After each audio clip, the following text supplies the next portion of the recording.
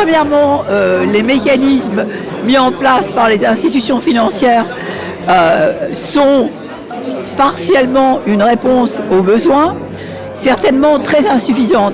Moi, mon sujet, c'est Financial Engineering. Et je pense que ce qu'on a appris à faire en finance pendant 30 ans peut très bien être appliqué au climat.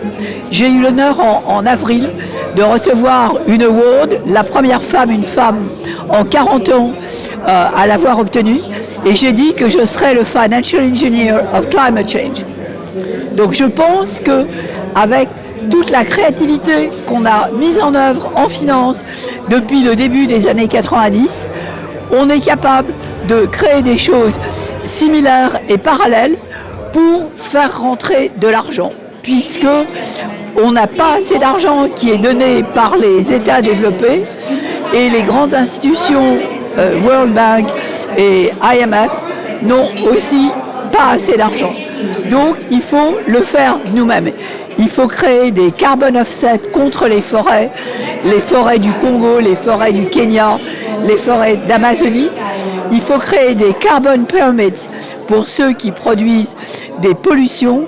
Il faut créer des carbon storage certificates et il faut se préoccuper de garder les populations là où elles ont grandi, éviter les migrations dues à des températures trop élevées. Donc, je ne connaissais pas bien l'Afrique jusqu'en 2008. C'est un continent magnifique et on devrait y prêter plus d'importance, aussi bien pour les entités extérieures que de l'intérieur. Il faut soi-même prendre son destin et essayer d'avancer et de voir comment tirer parti des développements extraordinaires qui ont lieu à cet instant donné. Alors moi je crois que les institutions ont un rôle important à jouer dans cette initiative pour l'Atlantique, parce que chaque pays qui va profiter des opportunités qui vont se présenter après la création d'un Atlantic Initiative auront besoin d'une assistance financière, technique, pour développer leurs infrastructures, pour développer leurs capacités techniques et politiques économiques pour participer et profiter de cette initiative. Et c'est là où ces institutions ont une expérience, c'est là où ces institutions ont la capacité pour aider ces pays à arriver à un point où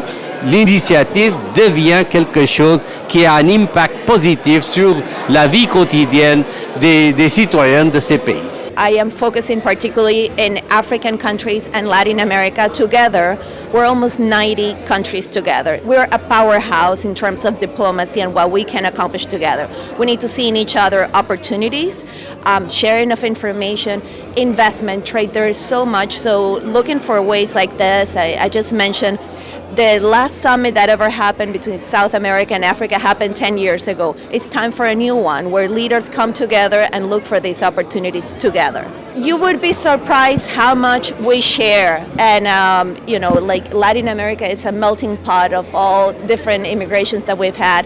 There is so much that we share and at the humanity level, but also challenges. Immigration has been a challenge for Latin America and also for Africa. And we need to market ourselves as an opportunity, not as a problem. I celebrate the idea of looking and expanding. We need to think of the world as a multipolar world. We're looking different ways to generate and foster that growth. And the Atlantic is a perfect example. Yeah, so for instance, the North countries in Africa, for example, coming together. But there is so much when we talk about the framework that already is there, but also the opportunities. We hear a lot about climate change. Latin America, as Africa, is suffering tremendously from climate change, but we don't see the resources coming to us. So we need to get together, our act, and then present those demands in order to the international community, in order to get satisfied.